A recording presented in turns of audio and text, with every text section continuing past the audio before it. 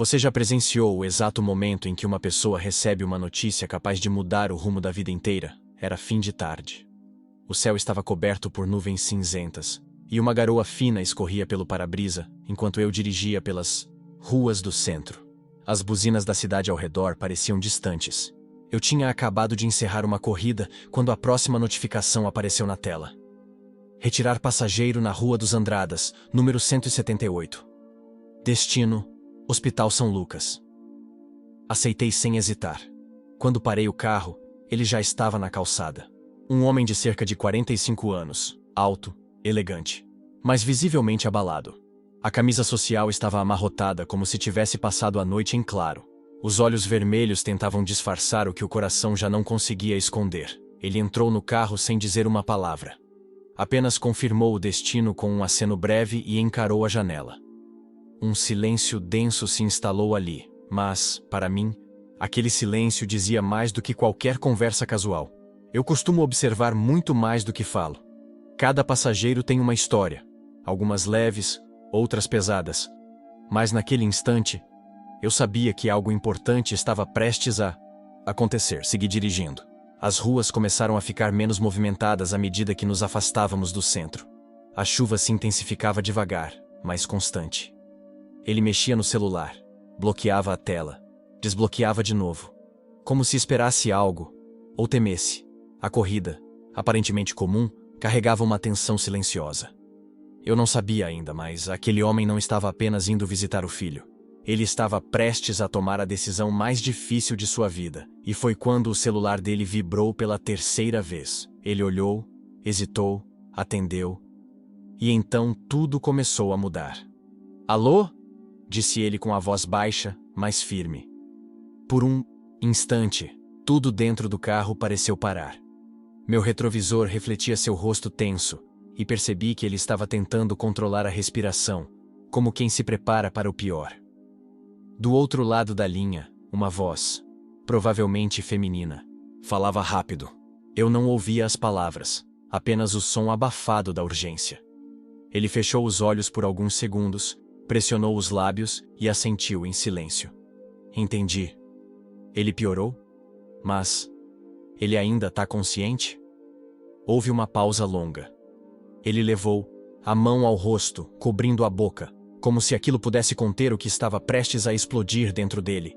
Lágrimas começaram a se formar, mesmo que ele tentasse esconder. "Não, eu já tô a caminho. Me espera.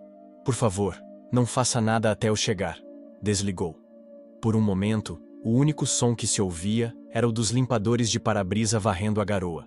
Eu mantive os olhos na pista, mas algo dentro de mim gritava para perguntar: "Está tudo bem?" Mas eu sabia que não estava. Então ele falou. Não comigo diretamente, mas como se pensasse em voz alta, talvez até esquecendo que não estava sozinho. "É meu filho, o Pedro. Ele tem 16 anos. A gente brigou feio há 3 semanas. Ele parou de falar comigo. E agora me ligam dizendo que talvez eu não tenha mais tempo." A forma como ele dizia aquilo, como se o arrependimento estivesse engasgado na garganta. Como se tivesse esperado demais para perdoar. Ou pedir perdão. Foi nesse instante que eu percebi. Ele não estava indo apenas visitar o filho. Ele estava indo tentar reconstruir uma ponte que talvez já estivesse caindo. E eu era apenas o motorista. Ou será que não? O carro seguia em silêncio novamente, mas agora o ar estava pesado, como se cada quilômetro rodado aumentasse o peso que aquele homem carregava no peito. A mãe dele me ligou agora. Disse que ele piorou. Tá desacordado. Os médicos não sabem se ele vai resistir. Ele falava olhando para o nada, como se estivesse tentando organizar pensamentos que naquele momento não faziam sentido algum. Sabe, a última coisa que eu disse para ele foi que ele me decepcionava. Que se quisesse seguir aquele caminho, que fosse sozinho. E agora, eu nem sei se ele ouviu da boca do próprio pai que ainda era amado. Eu respirei fundo. Já tinha ouvido histórias difíceis, mas aquela doía diferente. Ele sempre foi um menino bom, mas na adolescência começou a mudar. Eu me afastei sem perceber. Tentei resolver tudo com bronca. Com distância. Como se o silêncio fosse mais eficaz do que um abraço. Ele fez uma pausa. Passou a mão no rosto, enxugando discretamente as lágrimas que insistiam em cair. Hoje, eu só queria ter dito que me importava, que eu estava com medo, que o que eu mais queria era entender ele. Mas agora talvez seja tarde. Aquilo mexeu comigo. Quantas pessoas vivem acreditando que terão tempo para consertar as coisas? E quantas descobrem tarde demais que o tempo não avisa quando vai acabar? A chuva batia com mais força no para-brisa, mas o que caía ali dentro do carro era mais do que água. Era uma história real, crua, doída. Uma tentativa desesperada de não deixar o amor morrer junto com o silêncio. E eu ainda não sabia, mas a ligação mais difícil daquela noite ainda estava por vir. Poucos minutos depois da última confissão, o celular dele vibrou novamente. Dessa vez, ele hesitou. Não atendeu de imediato. Apenas ficou olhando para o visor, como se a decisão de ouvir ou não fosse maior do que qualquer coragem que ele tivesse no momento. Eu encostei o carro no sinal vermelho. Ele deslizou o dedo pela tela e colocou o telefone no ouvido, com as mãos tremendo. Oi, fala! A voz do outro lado parecia dizer algo que o deixou pálido. Como assim? Uma decisão? Já? O tom dele mudou. Não era mais o pai que buscava perdão. Era um homem em choque, tentando lutar contra o que parecia inevitável. Por favor, só mais alguns minutos. Eu tô quase chegando. Eu preciso falar com ele. Nem que seja para ele ouvir minha voz. Nem que ele não me responda. Eu preciso. Ele desligou, respirou fundo e desabou. Começou a chorar em silêncio. Não um choro escandaloso. Era um choro contido, desesperado, de quem sente que não tem mais controle de nada. Eu continuei dirigindo. Não sabia o que dizer.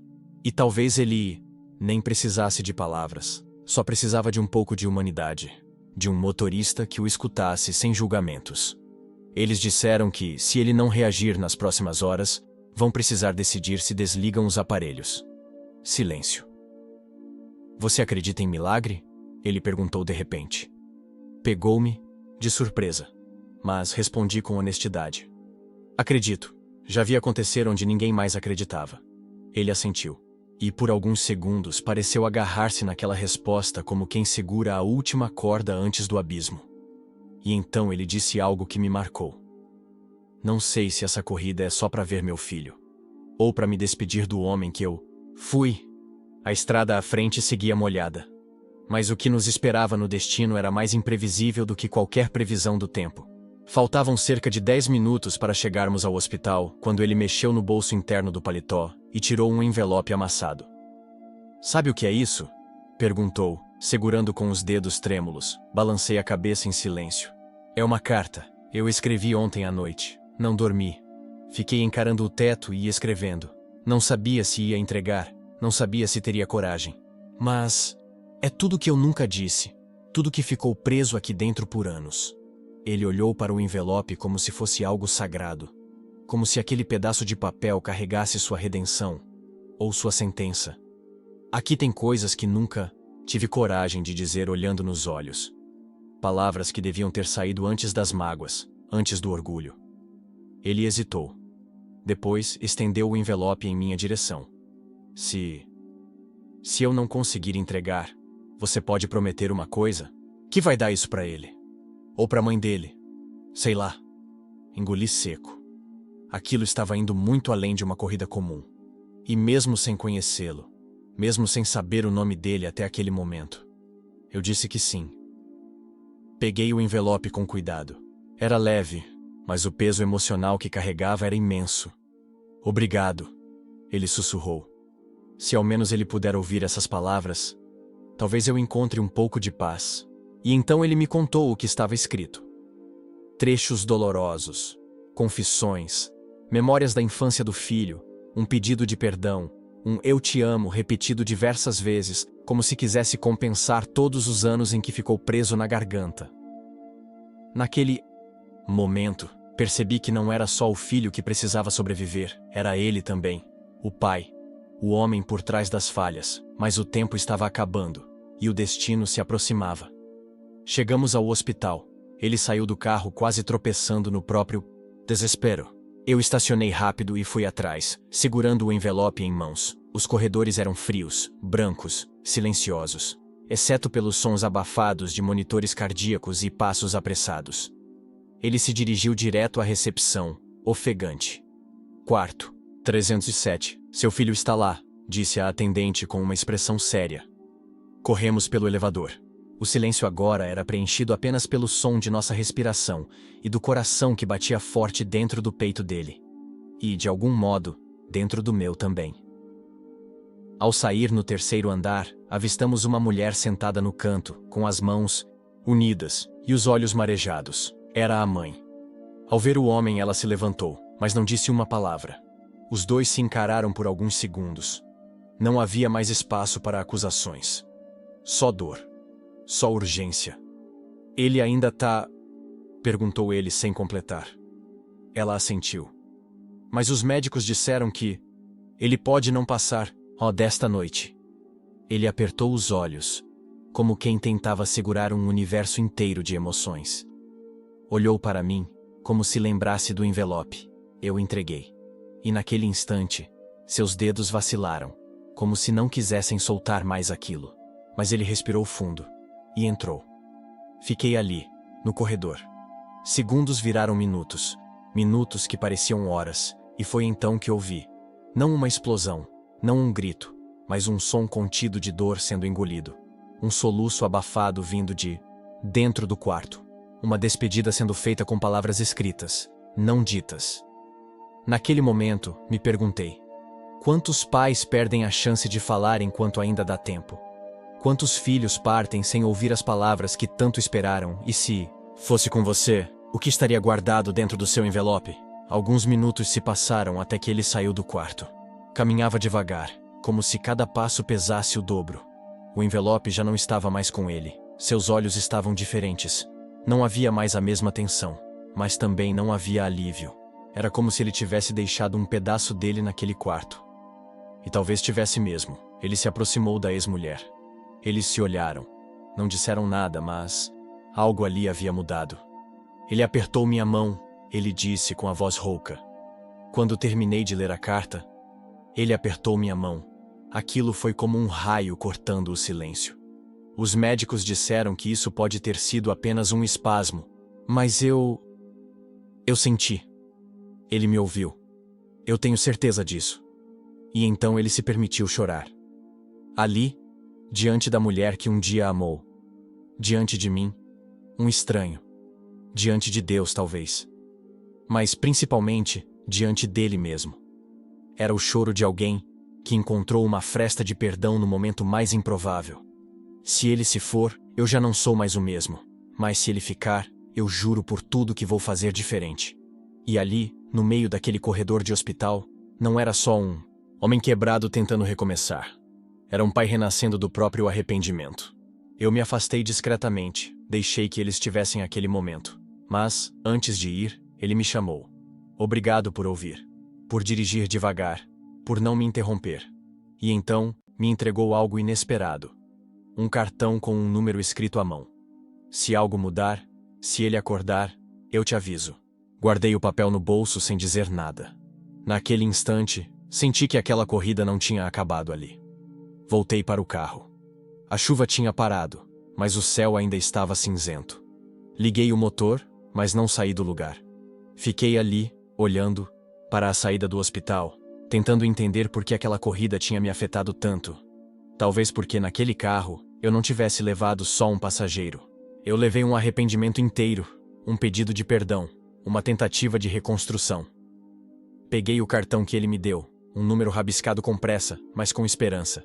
Pensei em apagar a corrida do histórico, como faço com tantas outras, mas algo me impediu. Guardei o contato. Guardei a lembrança. Os dias seguintes foram silenciosos. Nenhuma ligação. Nenhuma mensagem. Comecei a pensar que talvez ele não tivesse forças para avisar. Ou talvez não tivesse boas notícias para compartilhar. Mas toda vez que eu dirigia por aquela avenida em direção ao hospital, meu olhar se perdia na entrada, imaginando. Será que ele acordou? Será que o perdão foi completo? Ou tudo terminou naquele quarto, com um aperto de mão e uma carta lida tarde demais? E então, numa quarta-feira à tarde, enquanto eu encerrava mais uma corrida, o celular vibrou com uma notificação. Nova mensagem de número desconhecido. Meu coração acelerou, abri e ali estava. Apenas uma frase curta, mas que carregava tudo. Ele abriu os olhos hoje. Perguntou por mim. E pelo motorista que me levou até ele. Fiquei parado, encarando aquelas palavras por minutos. Naquele momento, entendi que às vezes, uma corrida pode ser só um trabalho.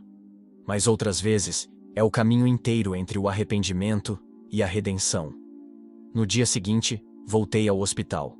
Não porque ele tivesse pedido, mas porque de alguma forma, aquela história tinha me puxado para dentro. Eu precisava saber. Precisava ver com meus próprios olhos que algo bom havia sobrevivido no meio de tanta dor.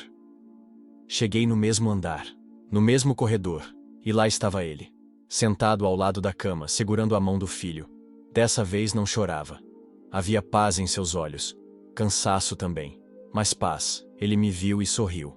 Foi um sorriso pequeno, quase tímido, mas verdadeiro. Ele ainda tá fraco, mas perguntou por você. Queria agradecer, por me trazer, por me fazer chegar a tempo. Eu me aproximei devagar. Vi o menino deitado, os olhos meio abertos, a expressão serena. O pai se inclinou e sussurrou.